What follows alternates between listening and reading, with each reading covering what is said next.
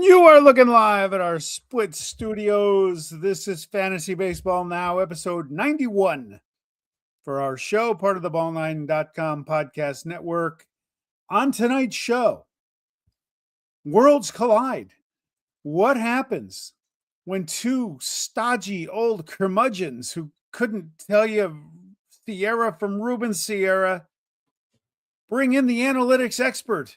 Nerd alert, folks. Nerd alert. But the expert has been in our baseball league for 9 years, and his average place of finish is second. And he's got a whole slew of titles to go with it. He's got the hardware to back up his belief in his analytics. What we're going to talk about tonight is how does baseball's analytics era relate to your fantasy baseball team? We will look at the importance of that as well. We'll get into our who's not and who's hot. I said that backwards. Go get them, cut them. We'll take a look at some of the under radar 2-star pitchers next week and the top hitting lineups available. What up, Mr. Nelson? I'm excited for the guest. Our viewers may know him as BUO2215. We call him Cooperstown Collection, and this will be interesting.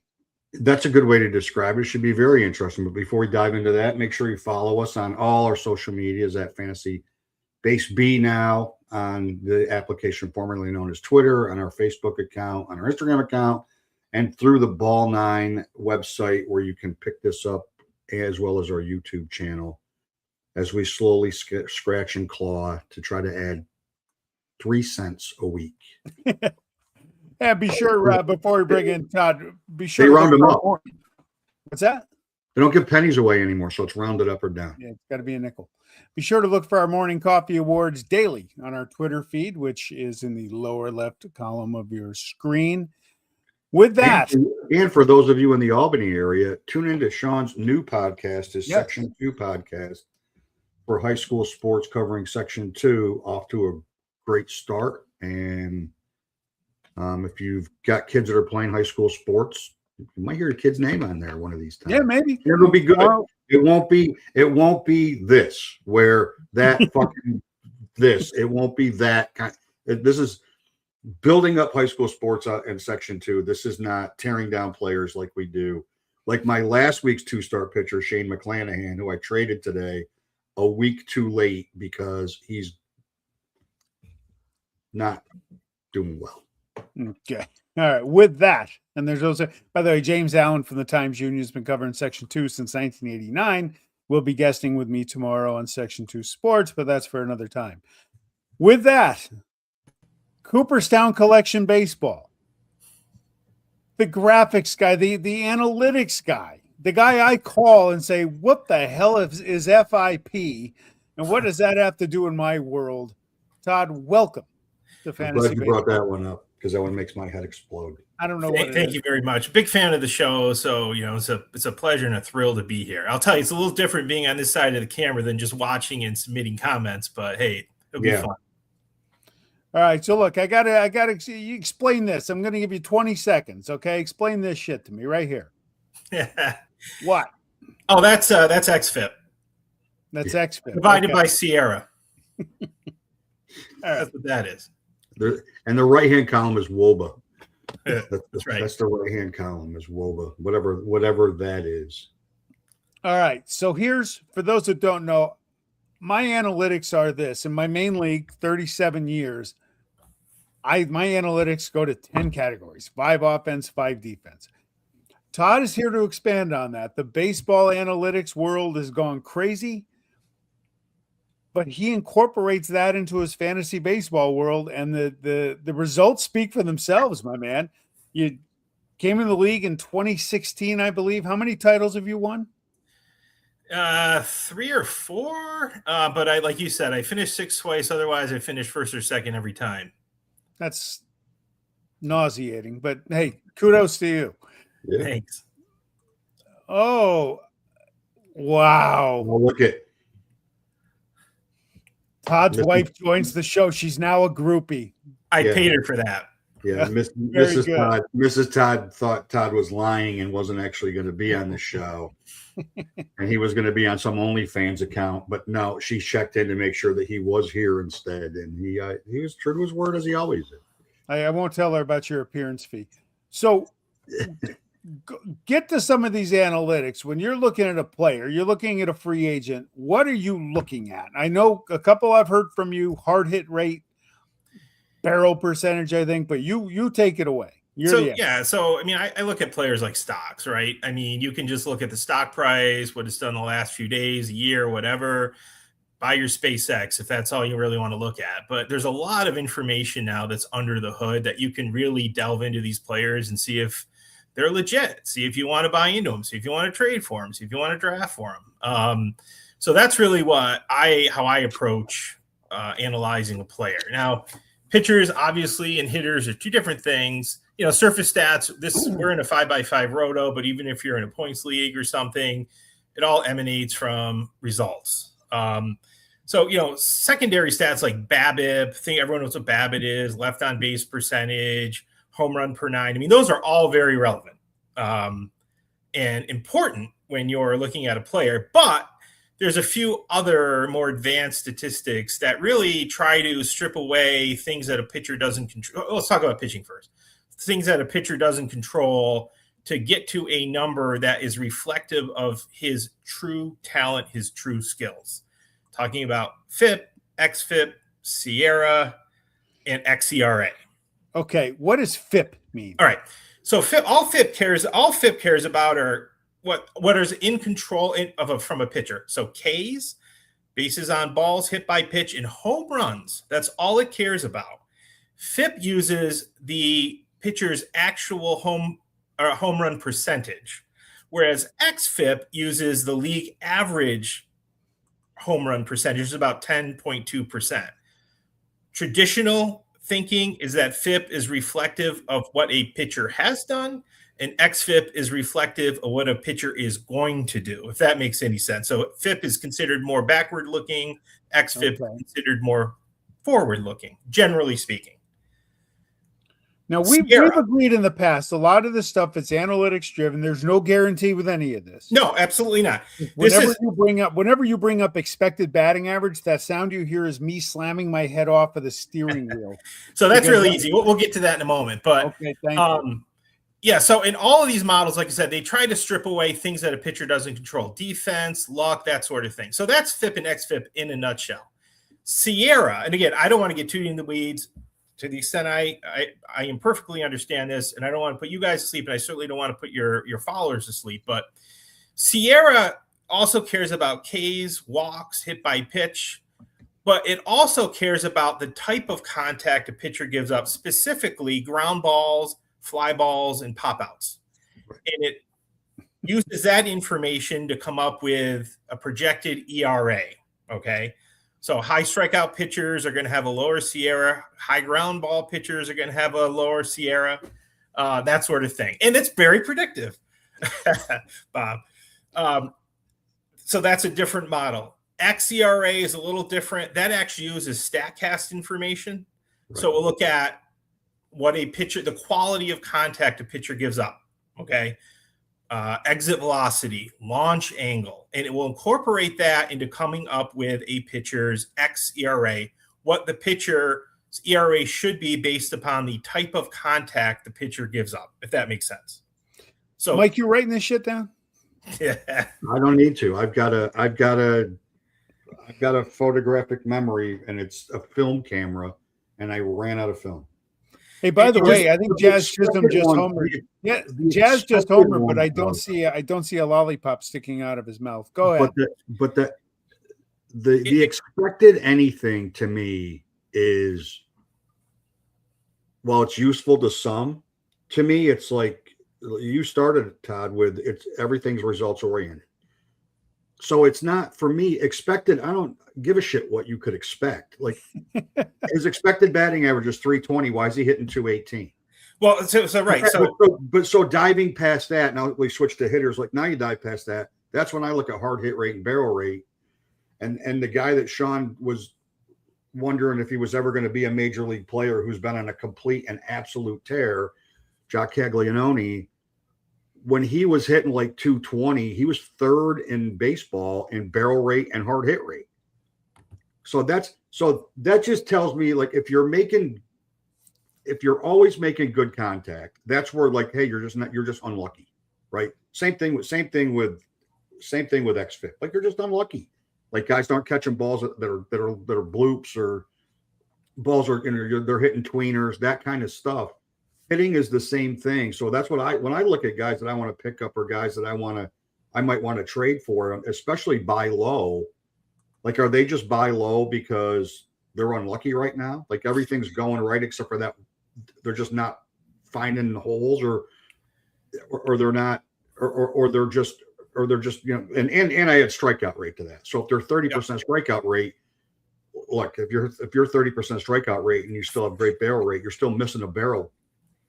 So now, instead of missing the barrel 50% of the time, you're actually missing it 80% of the time, because you're only 50% of the time you make contact, you're hitting the ball hard.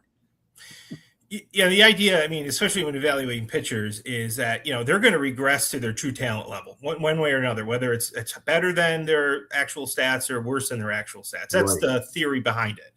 Because, again, you're stripping away things they don't have control of. The things they have control of is the quality, for example, xERA, the quality of contact, right?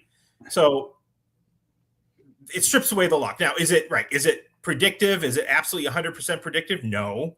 But, an xERA is probably more accurate that will give you, it will portend to the pitcher's true talent level, for instance. So do you like, when you're diving in, do you look from a pitcher, do you look at whiff rate? Because I look at whiff rate.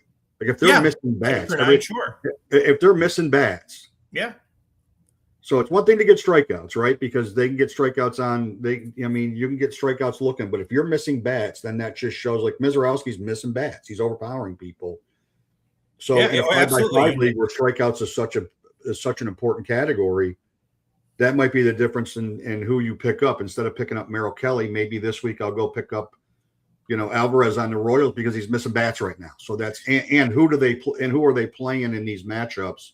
No, absolutely. Then looking backwards, right? So, like, there's park adjusted stats, which SIERA does, and that in a day. So I'm in a daily head to head where lineup changes are made daily. That you could spend an incredible amount of time setting your lineup in a daily lineup league, because you could dive into every one of these stats for every one of your players, especially your pitchers, and be like, like, I know he's having a great year, but he's pitching in cores, which is an easy one to throw away. But maybe this year the ball's flying out of Texas, or maybe Texas just bad luck for pitchers this year. I don't know, but taking that into consideration, you could do that for 3 hours before you set your lineup with the amount of data that's available and how it's collected and what platform it looks at. Yeah, I would never suggest that. You should look at these stats, these kind of SIERA, xERA, FIP, and all this stuff, and say, well, that's gospel. It's just a tool, right? It's a tool. It's just more data. It's your eyes and data. Right. Exactly. Absolutely. And I didn't mention, K per 9. K per 9 is a huge secondary stat, I call it, right? Yeah, secondary stat to consider. Absolutely. And one thing I didn't mention is, like, pitching, also very handy tools are Stuff Plus and Location Plus. Basically 100 is league average. If you're above, like, Mizorowski has 100. Stuff Plus is basically the nastiness of the pitcher, the movement, the spin rate, the extension. Mizorowski's 125. I mean, that's about as good as you can get. But look at in Stuff Plus, Location Plus, huge indicator of a pitcher's true talent. And for example, and Mike, you'll be happy about this. Brian Wu, before his last start, which I think was 7 scoreless, he definitely had an ERA above 4. Yeah, no shit. It was on my team. What's that? It was no shit. It was on my team. I could tell you all about that. But his FIP and xFIP was 308. I'm sorry, his FIP was 308. His xFIP 369. His xERA 327. SIERA 3.5. Stuff Plus 109. Location Plus 108. So all of those numbers said better days are ahead for Brian Wu. Now, last time was only 1 start, but I would say Brian Wu is probably a good chance Brian Wu is going to go on a tear and show us, much, much better days. Yeah, No, we and don't I need think that. Mike's in first place, for crying out loud. I No. think it's easier. I feel like it's easier the more that players have a body of work, the easier it is to trust Absolutely. the stats, right? So a month into somebody's rookie season, you just I can't take minor league data. I can take strikeout rate for a hitter, like what's their whiff rate as a hitter. Like I'll take that into consideration. If they're striking, it's Spencer Jones. If you're striking out 38% of the time in AAA, you're going to strike out like 45% of the time in the majors, most likely. But until they're up and they get some stats, it's harder for me to even consider trusting that stuff versus looking at guys that spend all their time focused on prospects and why they like these prospects and what team they're going to and how much they're going to play. When I start really looking at prospects. Yeah, absolutely. Players with a track record, and you can compare what they've done in the past to what they're doing now. I mean, in my opinion, hitters are much more straightforward. Yeah. You could look at like xERA, xSlug. Again, that would incorporate the StatCast data, how well they're hitting the ball, how hard they're hitting the ball. But hard hit percentage is a huge indicator of. Huge. And couple that with fly ball percentage, right? For example, Fernando Tatis is number 11 on StatCast hard hit percentage. Fernando Tatis has what, 2 or 3 home runs, something like that. Yeah. Why? Because his I believe his ground ball rate is pretty high. I think almost 50%. You can't hit home runs through the wall, right? No. So that's why. But if the holy grail of hitters is a hard hit rate and a high fly ball rate. Yeah. You get that and you are absolutely golden. That's short. But I just want to read off really quickly. I don't mean to hijack the show here, but these are the top hard hit percentage players. You're going to recognize some of these names. James Wood, 60.5% hard hit rate. O'Neal Cruz, number 2. Murakami, number 3. Nick Kurtz, number 4. Caglione, homer twice tonight, number 5. Judge, 6. Bowers, number 7, believe it. Jake Bowers. Although his ground ball percentage is pretty high. Alonso, Alvarez, Ohtani, Tatis. But I mean, that's a great indicator. Look at their hard hit percentage. Yeah, you can't just look at it blindly. You got to look at their fly ball percentage and their ground ball percentage. Right. And you got to correlate. And you got to just take all this information kind of like a jigsaw puzzle and put it together and make a picture. So do you use it more? Do you feel like you use this more in season as you're tweaking your lineup, thinking about potential trades, picking up free agents to fill out your roster? Or do you rate players based on this kind of metrics when you fill out your, pre-draft, here's my top 50 hitters that I want. Here's my top 25 pitchers that I want. Do you, I'm not saying to do it for 150 hitters because you'd make yourself insane. But it might be more. To me, and I'm never going to take the time to do this. I'm just not going to. But for me, it's the last 5 rounds of hitters is when this data would be most useful. Like the reach on Dominic Canzone, if you picked him in this year's draft, based on what the last month of the season was for his advanced metrics last year, he should have been drafted more. If you use that, because he's carried it over until he got hurt the other day. He's carried it over into the season. And then as he was taken off and people were like, is this finally Dominic Canzone or is this flash in the pan? Then guys that live in the world that we're talking about right now, they're throwing that information out. And I'm looking at 3 players and I'm like, I'm picking up Canzone. So I find this information, these kind of stats better in season. I mean, it's definitely useful in a draft. But I find it better in season because that's kind of what the player's doing that year. And I'll give you an example. I was pretty high on Joe Adell coming into the season. Look at his numbers last year. I think he hit 39 home runs, if I'm not mistaken. Something like that. Let me see. Yeah. Something like that. And his xSlug last year was 5. His xSlug was 549. I'm like, holy cow! Joe Adell's xSlug was 549. Yep. And his slugging, he only slugged 485. So this is a 40 home run bat. Well, what does he do this year? He slugs 387. So I find that the numbers just can they certainly are relevant to the draft, but I use this more to free agent or trades in season because that's kind of how the guy's going, if that makes sense. How much or how he could be going in this season. Or how he could be going with the X stats, exactly. How much of a change do you see during the year in some of the expected categories, some of the expected stats? Does it change day by day? Does it change? Do you notice a change weekly? Is that a stupid question? Because all this shit is just way over my head.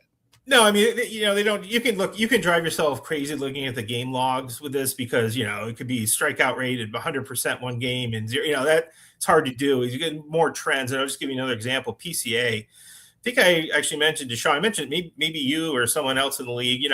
His O swing, his outside chase rate basically was like 46% or something to start the season. Yeah, that's what I was trying to get him from you. Yeah.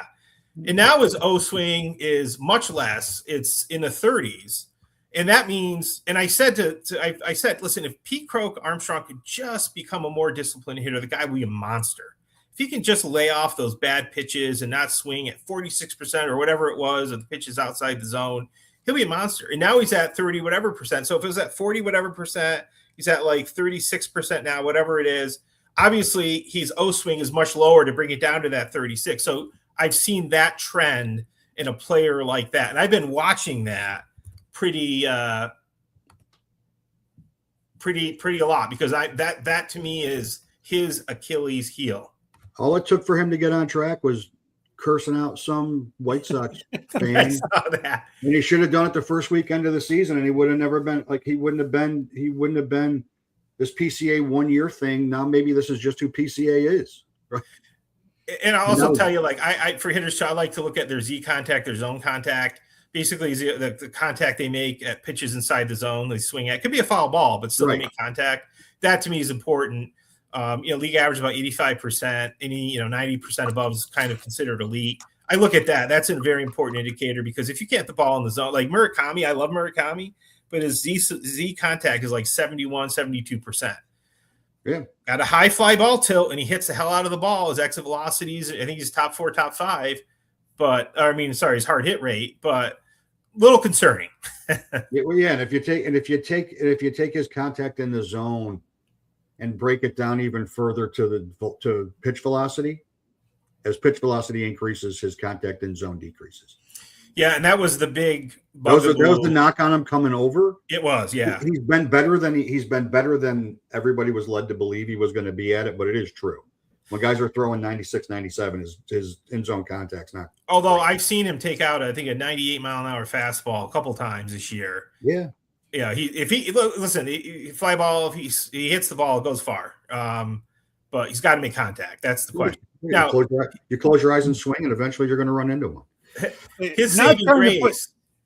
Not trying to put you on the spot. Are there any players who you see the good numbers coming, the better days ahead, or some people do for a regression? Is there anybody off the top of your head that like I can go pick up right now? You can't pick him up anymore. He was very available for a long time. Now he's like 86% owned on CBS. Was Bryce Eldridge. I mean, listen, he could fall flat on his face. We'll see. But his X batting average is 280. His X slug is 514. I mean, if he can make contact consistently, and he's making, I think, league average contact, he could be a monster. We'll see. Now, the park X batting average and X slug does not consider park factors. He plays in Oracle Park or whatever they call that park now. But he's a guy that I'm very interested to see how he plays out again. Could fall flat on his face, but I'm very interested in seeing what Bryce Eldridge can do. If he falls flat on his face, it's going to be like hearing a redwood fall because he's a large human being. Holy smokes. His own contact is over 87%, almost 88%, and he only swings out. His O swings only 26.4, so that's a good indicator. That does accentuate your point when you just look at it for this season, because when he came up last year, his zone contact rate, I'm sure, was awful. Last year, his zone contact was 76%. Yeah. So whatever he worked on, I mean, he actually started working on contact and not on trying to drive the ball out. Yeah. And then the homers start coming when he started getting comfortable making contact. And now the power's starting to show, which is what they love about him. And as long as they don't try to pinch run him for Devers, then it should be all good for him. And his strikeout rate is only just about 21% too. He's walking at a 13% clip. Good. So I would have pegged him for a 40% strikeout rate this year. I thought he had a big hole in his swing. No, I just jinxed him, by the way. Now he's going to be terrible. But All right. If Sean picked him up today, that would have jinxed him. Well, I've started him, so I'm sure I'll wake up to an 0 for 4 tomorrow, 0 for 5, whatever. I'm busting a move, man. Busting a move. Yeah. How about pitchers, Todd? Anybody out there having a great year that you're just waiting them to fall on their face? The guy that I just traded. Yeah, I mean, like, Erod. I know Erod's got a shiny 2.45 ERA. Yeah, we'll see what he does against the Cardinals tonight, but all his peripherals are terrible. Isn't his xERA like 4? Yeah, his xERA, I've got it down here, is 4.92. Yeah. He's getting by in a 107 location plus. His location is the best of its career. He's getting by, but his stuff plus is only a 90. He's really gotten lucky. I think his BABIP is 256. Last couple of years, his BABIP was like 320. Career guy, like over 280. He's getting pretty lucky. Yeah. Again, he'll go out and throw 9 scoreless tonight because I brought him up. Another guy, not very well owned, but is this Troy Melton from the Tigers. He just had 6 innings, 1 run, 5 strikeouts, but boy, his peripherals are bad, really bad. A lot of soft contact, only a 34.7 hard hit rate, but stuff plus only 96, location plus 93. FIP is 5.4, xFIP 4.73, SIERA 4.83, xERA is actually 3.8 because of the low contact, but not a guy I'm interested in on the wire. All right. No, and that is like that kind of work. Head to head, it can really help you a lot. It can really help you a lot. Early in the season, it helps you a ton. Because you pick up a pitcher in May and it looks like they're off to a really good start, but the analytics say they're not. And then you pick them up for a 2-start week, and the next thing you know, you just cratered in 2 categories because they took the ball twice and you had them in your lineup. Case in point, Robbie Ray. No, your buddy. Had a 2.5 ERA, 2.52 something. I cut him. I looked at all his peripherals. They were atrocious, including his home run rate. I'm like, this guy is a powder keg. And sure enough, and nothing gives me more. And I, don't know the guy professionally. I root for him, but nothing gives me more joy in fantasy when Robbie Ray goes out and lays an egg. Yeah. Especially when he's active on somebody else. The easiest to look at with him was his walks per 9. Home run per 9, walks per 9. All his peripherals were terrible. Bad pitcher. Yeah, and he was lucky enough to pitch on a terrible defensive team, so he'd give up 8 runs, but only 4 would be earned. So his ERA didn't balloon as high as it could. Yeah, just not a Robbie Ray. Never again. Never again. Never. If I ever put him on my team, I don't know. I give you guys permission to heckle me mercilessly. We don't need your permission, bud. That's true. That's true. All right, hey Todd, you want to hang around? I want your opinion on our who's hot, who's not guys. Sure. And our go get and cut. Sorry to cut into your family time, Sherry. No, that's the way it goes. Okay, you ready to go? I'm ready to go. Mike? Okay, here we go. Who's hot?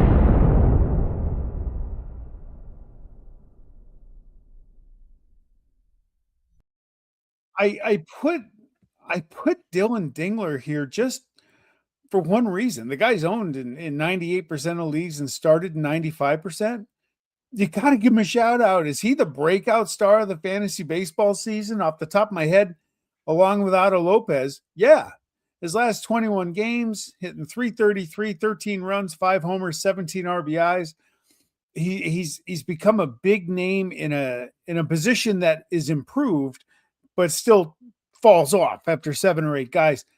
Dude's on pace for 37 homers and 115 RBIs, 84 runs scored. We just had to give him some props on the show. He finished the season making a little bit of noise. Like he finished the season last season making a little bit of noise, and then pre-draft he was creeping into a lot of top 10s as a top 10 catcher to draft. Yep. And he probably was closer to like 12 for me than 10, just because of how he finished the year. But when they weren't hitting, he was the only one that was. Yeah. Todd, what do you say? Is he going to keep it going? Yeah, so it's funny you say that. I had Dylan Dingler written down. I was kicking myself for not picking him up. I saw him I didn't need a catcher at the time. I foolishly put my faith in Salvador Perez. Don't get me started. But Dylan Dingler, guy, 297, next slug 558, zone contact 90%.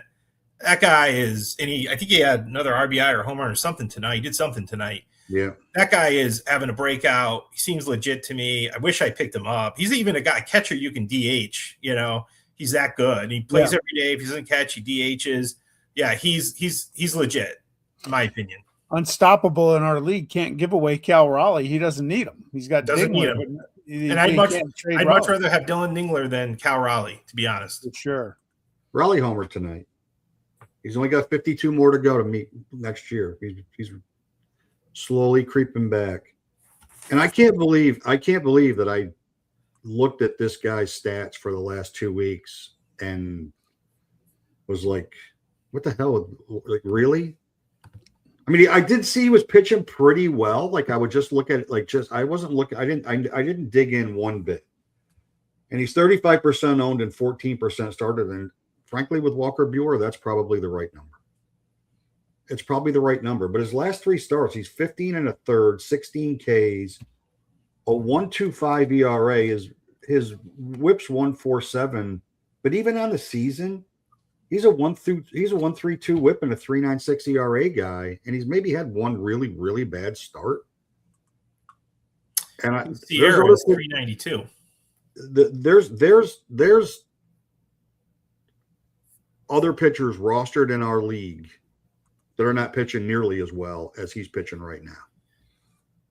No, Todd's a Padres fan too. Extra insight here. What do you think?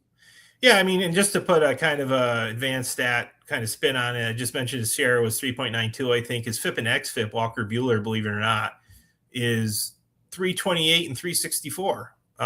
So at least according to those metrics, the skills support that. Now his xERA is 4.37, which means probably gives up a lot of bad contact, but there's some support that, he's not terrible. Certainly, if he's got a good matchup, you can roll him out there. If he's a 2-start pitcher, and I'm a big proponent, if you got a guy in your roster and he's got 2 starts and you don't start him, then why do you have him? Right. We say that every week now. The Braves or something, start him. I might have gotten that from you a couple of years ago. I'm a big proponent of that. You know what I think it is with Buehler is that we're used to the Walker Buehler striking everybody out guy. And now he's less than a K an inning. And so injuries made him have to pitch instead of throw hard. And so because he's not 7 innings, 3 hits, 1 run, 11 strikeouts, nobody's paying attention to him. Like they don't, and I honestly wasn't paying attention to him. And fortunately, in our league, I don't need to pay attention to him. But when I just looked at the last 2 weeks, and I just, so I sort by different categories just to get a half an idea of how guys are doing. Usually, I start with high ERA to see who's cold, and I roll through with him, and I'm like, man, he's had a good. His last 3 starts have been really good. And he hasn't allowed Padres is they don't get blown out, and they're not going to blow anybody out. So these guys, like if they get blown out, it was because whoever started sucked. Their starter had a bad night. Walker Buehler has not allowed more than 3 earned runs in his last 8 starts. So he's been. And that so it should be higher than 35% rostered, is what you're saying. But 2 runs or less in 7 of those 8 starts. That's correct. Yeah. Yeah. So not only is he hot, but he should be higher rostered than 35%. He definitely should be. Yeah, it's amazing. And you'd add him before Eduardo Rodriguez, without a doubt, because the stats tell you that he should. Although, again, tonight with a disclaimer that Eduardo Rodriguez will go 9 innings tonight. I called him out. Of course. Of course you will. Well, that's like, well, I knew McClanahan was going to get beat up because I was going to bench to start Shane McClanahan for coming off the DL Brandon Woodruff. And I'm like, I'll give Woodruff another week. That was a good idea. Todd, when he went 6 innings with 1 hit and 10 strikeouts last night right off the DL. Todd, you can pick one. Walker Buehler, Bubba Chandler, Trevor Rogers. Not Trevor Rogers. Not Buehler, not Bubba Chandler either. Yeah, I'd have to do a dive. My gut right now tells me Buehler. Chandler, I think, walks a lot of guys, doesn't he? His peripheral numbers are ugly. He's not striking anybody out. And their defense sucks. Yeah, his walks per 9 he gives up a lot of hits that shouldn't be hits because they don't catch the ball particularly well with Connor Griffin not playing shortstop and some guys out of position playing out of position. They don't catch the ball very well. Yeah, I'd go Walker Buehler there. I mean, it's not as super enthusiastic about any of them, but I would probably go Walker Buehler in those 3. All right, let's go to who's cold. I just picked up Walker Buehler in our league.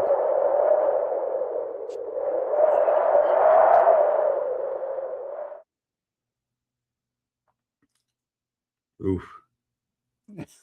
You want to lead off, Mike? Oof. One of my favorite non-Yankees in baseball. And the guy that I still believe and he's still CBS Sports rated #1 second baseman still. Last 14, 163. Does have 2 homers and 8 RBIs and 6 runs scored. Only 1 stolen base during that time. They gave him a rest on Sunday. Like, he's just in a scuffle right now. And you can't. It's impossible not to start him because it's impossible not to start him. Well, it's not. It's not impossible not to start him. It's not wise to not start him because he's better than he's going right now. But, and I was thinking about what second baseman's actually going well right now in baseball. And there's not a lot of them. And the Terang does have a steal tonight. My guy, Xavier Edwards, holy shit, is he falling off the table? Yeah. He's still started in 84% of leagues, owned in 98, which I would expect. But last 21 days, what's amazing is the Marlins are playing great baseball. He's not. He's hitting 203, 2 runs. That's just not enough. You wouldn't expect that from him. You would expect much, much better. I wouldn't cut him because the position is very thin. It's ironic that we both have second baseman this week as our who's cold guys. Yeah. Yeah, I'm not big on guys like Xavier Edwards. I mean, very limited power. He's got 11 stolen bases, which I guess is nice. Doesn't strike out much, walks, but the 27 RBIs, that's tough to roster even in the second, very, very scant second base position. He's serviceable, I guess, if you need stolen bases, but not my cup of tea.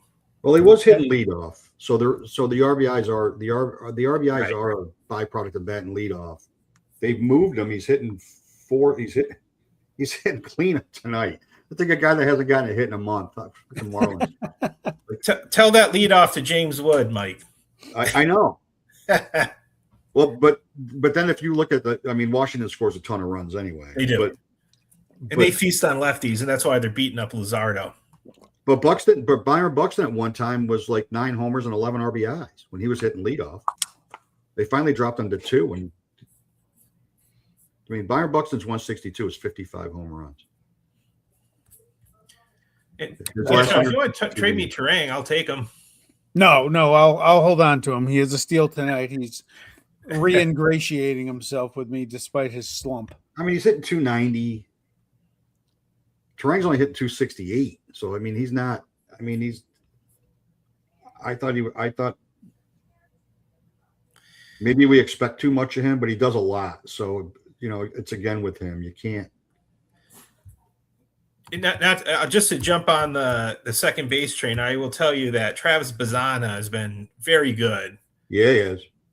Probably outpacing his peripherals a little bit, but he's been, godsend for my team. He's one of those guys that most nights he just does something. He produces something. Very rarely do you get offers with him. I saw somebody was posting about him yesterday, and they said he's just going to be a guy that he's turned into a guy you put him in your lineup and you close your eyes and just and take what you get, because you are going to get a 1 for 15 out of him because he's young, and it's going to happen, but not right now. He's tearing it up right now. They're playing better than I thought they would when Ramirez got hurt. He's a lot of the reason why. Yeah. Losing Ramirez, that's a tough pill to swallow, especially with that underwhelming Cleveland offense to begin with. All right. Who are we going to get this week? Let's find out.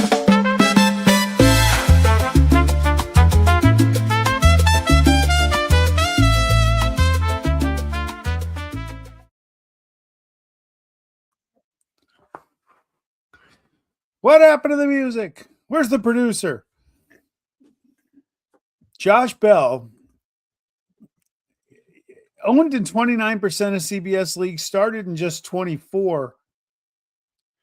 This guy just doesn't go away. He doesn't get any love. I can't wait to hear what Todd says about him. He's got 19 games at first base, depending on your league's eligibility. He's on pace for 81 runs and 97 RBIs. His last 21 days, hitting 323, 12 runs, 4 homers, 16 RBIs. Josh Bell is one of those guys that, to me, he's a good guy to have on your bench. If the matchups look good, get him in the lineup. If there's a lot of righties to face,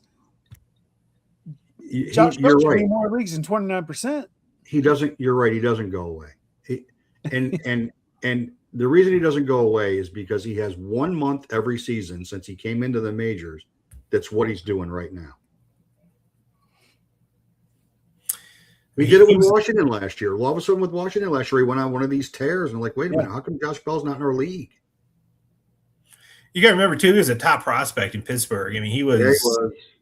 So he's got the pedigree, and he's actually underperforming his average and his slug. His average should be a little higher. His slugging, according to at least StatCast, should be a little higher. So he's a guy that, I'm not in love with Josh Bell, but if you need a hitter or a / first baseman in a pinch, especially in a deeper league, do much, much worse.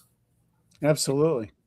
Yeah. And it's the same. And it's the same. I already mentioned Dominic Canzone, who I know he's hurt, so I understand why he's only 35% active, but why he's only rostered in 66% of the leagues when there's grossly underperforming other outfielders that are rostered at a much higher clip.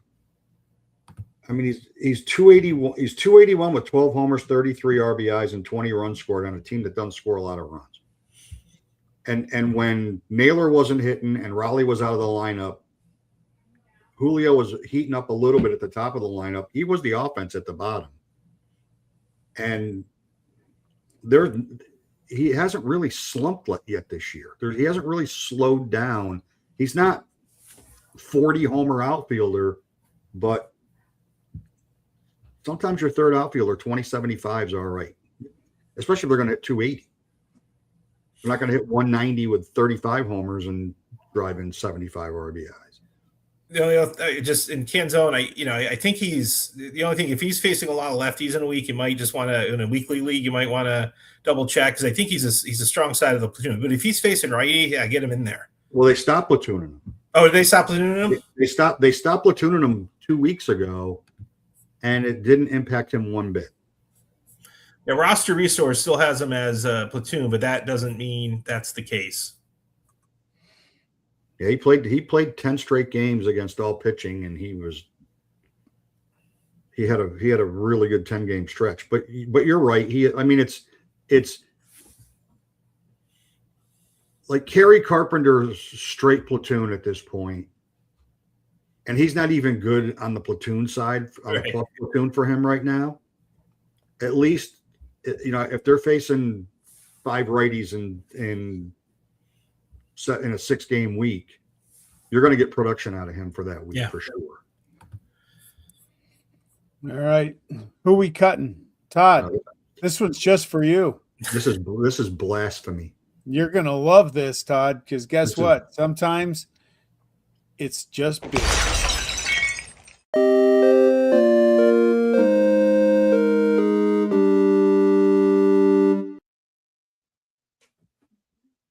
Fucking blasphemy. It's blasphemy. This, folks, goes under the header of he's owned in 86% of the league, started in 67. Get rid of Sal Perez. Love the Hall of Fame. Hall of Fame. He's got all that stuff. It's blasphemy. He's old. Here's the deal with him. Somebody will always pick him up. Make him somebody else's problem. That sounds like something that Amy may say to you at dinner sometime in the next 30 days. Make him somebody else. Make you somebody else's problem. Somebody will pick him up. He just doesn't warrant it. I'm a little slow on my graphics tonight.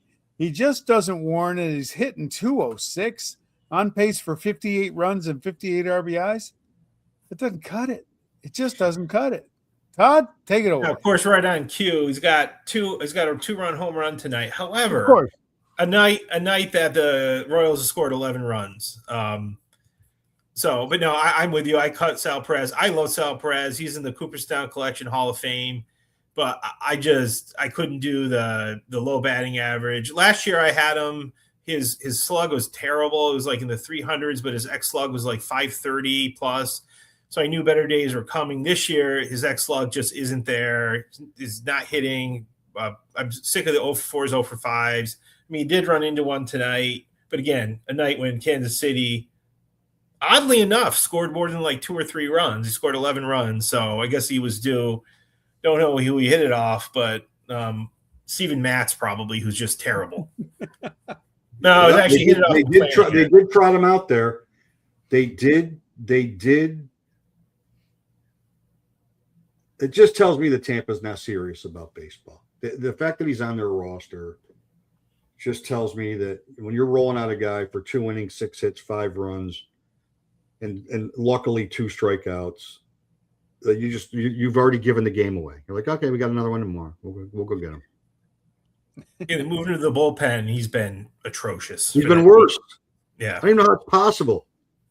We're gonna put you in a bullpen so you can straighten some shit out. And what he did, he straightened his pitches out, and they're getting hit even farther when he comes out of the bullpen. And Mike, your guy was one of my higher draft picks. And you know something? And I that's traded why him at the right time. So he's 80. He's still 83% owned. He's still 83% owned. But he's only 38% started, which tells me if you're only going to start him, if only you're start a third of the time you're going to start him, just get rid of him. Everybody was so high on him coming in, and I was a little bullish on Dodger pitchers because they have that always have that possibility of having a 6-man rotation, so you're not going to get as many starts out of them. Correct. But like they got a couple guys they can call up. They're probably going to end up with Scooble. Like he's going to be out. He's going to be out. And for me, he's out. Like I don't build me up in the beginning of the year. It's like Shrek. Don't look like a princess and then I find out you're an ogre. You're like, no. And he's pitching to his last 2 starts have been absolutely atrocious, but he's pitching to a 1.3 whip and a 5 ERA. Yeah. And he does still strike guys out, but I mean, all right. So you're going to take strikeouts and cave on 2 other categories.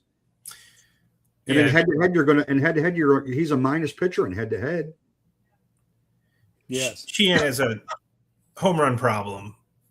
1.86 home runs per 9. That I don't care who you are. That's not going to fly. That's a lot. Yeah, last year 73 innings it was 0.86 and now so it's a full home run per 9 higher this year. It's just way too many home runs. Just he was watching Jeff Hoffman highlights from the World Series. That ruined it. All him. right. Next week, 2 start guys. Mike, you go ahead. I almost backtracked on this one because his home road splits are bad, and he's got 2 starts at home.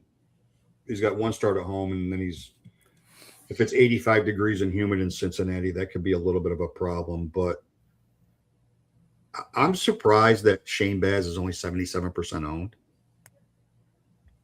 I'm surprised. I thought he would be higher owned. His ERA's a tiny bit over 4. He's a K an inning. He's a 1.36 WHIP, so he's not as good as everybody would, given the contract that he got and given what everybody's been telling you since he came into the majors in Tampa. He's not as good as you would expect him or want him to be, but he's in every game. He's not getting knocked around. It's really a matter of it's the 3rd time through the lineup with him that's terrifying, and because they don't know what they're doing in Baltimore, and their bullpen is so bad that they don't have the luxury of playing the times through the lineup with guys. They just got to leave guys out there until they're out of the game. But I mean, facing the White Sox and facing the Reds, both of those teams strike out a ton.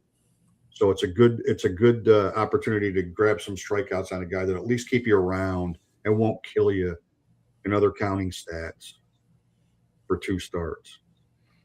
And my guy, the rookie Gage Jump, owned in 75% of CBS leagues, started in 48. He's got some tough order coming up next week with the Dodgers and the Marlins, both at home. In his last 4 starts, 25 1/3, he's allowed 4 earned runs, 21 strikeouts. The WHIP is under 1. I'm a believer. He's on my team. He'll be in my lineup. I'm not going to worry too much about the opposition. I can't figure it out. He doesn't look like the hardest throwing guy in the world. Maybe it's just location or mixing speeds, but he's been fantastic. His first start was terrible when he first came up from the minors, but since then he's been lights out. Does he literally have jump on his fastball? Like maybe he does on his fastball. What scares me, and I'm becoming a huge Gage Jump fan. What scares me is not who they're playing; it's where they're playing. That scares me. He pitched well in that bullshit park in Vegas. Yeah, he was the only one that did. Yeah, he pitched well. But they did pitch Jeffrey Springs there, so they got exactly what they deserved. Yes. Yeah, start your guys. If you got it again, you start pitcher. Dodgers is scary. Jump is still, an unknown quantity, but take the chance. Oh, but sometimes that's an advantage. Sometimes the unknown quantity in a 2-start week is an advantage. Yeah. When he hasn't had enough starts where there's real information on him and they've never faced him. Unless some of those guys faced him, especially Dodger players, unless they faced him in the minors, it'll be the first time they've ever seen him. There are, on the hitter side, there are, I believe, 14 teams next week that have 7 games. Yeah. Almost half the league is a 7-game. This day off stuff just kills is a 7-game hitting week. And because 4th of July is actually on a Saturday, Major League Baseball has to have games on Saturday. So they couldn't blow off on yet another holiday where people might be paying attention to their sport. Like, it's a Saturday. So they're going to have, even if it's celebrated on Friday, the only exception to not playing on Friday is the Phillies last week because there was World Cup in Philadelphia Stadium. I can't call it Lincoln Financial Field during World Cup. And the city of Philadelphia and the Phillies agreed that they didn't want Philly fans beating the shit out of a bunch of Ivory Coast people, lovely people celebrating their team, and they run into those lunatics in a Met series to boot. It's just a bad. Like, when you want to make your city look like it's in a positive light, don't release people from out of town near Mets Phillies games. It's just not good. Not good. I'll also say just quickly about Gage Jump. Projected starter on Monday for the Dodgers, who will be opposing, is Eric Lauer. So good. Eric Lauer in Sacramento. Yeah. So he's got a favorable match. Let's put it that way. You get some run support. Yeah, hopefully. Well, not hopefully. Actually, not hopefully, but looking at it dispassionately. Yeah, expectedly, he should get some run support. Hitters next week. The Rockies play 7 at home. Go with it. They still score at home. Yeah, and the Braves, St. Louis's pitching staff is starting to come back to reality, and the Mets pitching staff is the most expensive dumpster fire in the history of Major League Baseball, and I can't get enough of it. I can't get enough of it. David Stern still has a job. Hard to find out. Hard to believe why. He gave the manager a vote of confidence. They both should be fired. And Steve Cohen's more worried about sitting courtside at a Knicks playoff game than his overpriced baseball team being a laughing stock of Major League Baseball. Yeah, Matt's saying Bob's going to retract this nice comment that we're showing. Matt signed Polanco to play first base, right? Weird, just weird. Yeah. They couldn't use Pete Alonso. I mean, for a long time, he was the only guy hitting in that lineup in Baltimore, and he's having a really, really good year. He's going to make the All-Star team. He probably on pure numbers in the American League should be the starter for now. Kurtz will be the starter. So, Kurtz isn't winning the vote. No, I saw the voting today. I saw like Acuna's third in the outfield, and he's not even going to be able to play. He's going to be out again for a little while. Yeah, Pete Alonso, 54.5% hard hit rate, number 8 in all of baseball. And they moved the fences in to help. They moved the fences in to help Taylor Ward, and he hit his 4th homer of the year yesterday. His whopping 4th homer of the year in Anaheim. The irony of that, as I have fun with my Oriole fan friends. Like, Taylor Ward's a beast. I'm like, hey, he's the most expensive doubles hitter in Oriole history. Congratulations. Absolutely. All right. Well, Todd, thank you for joining us. Yes, Todd. Thank you for having me. It was a blast. And I appreciate you dumbing it down, because I'm a fucking moron, so I needed it dumbed down. Yeah, I still didn't understand half of it, but hey, at least I look pretty. I'm gonna leave you guys with one stat. Because I told you.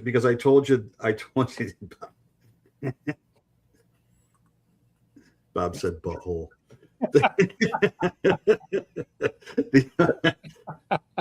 I'm going to leave you with one stat to just give you an indication of how baseball's changed over era.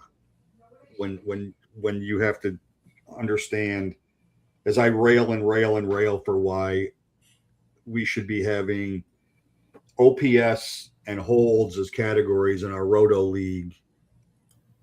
In 2,292 games in the majors, Ted Williams faced 447 pitchers, different pitchers. James Wood has played 315 games in the majors, and he has faced 447 different pitchers. Wow. That is incredible. That is one of the most telling things. When I saw that stat, I'm like, I think that was like last Tuesday or Wednesday I saw it. And I'm like, that sums up where baseball is today, and how you just got to suck it up and watch it for what it is, and just let go of what we were used to as kids, when the starter took the ball and they had to pry it out of his dead hand to get him off the mound. Yep. And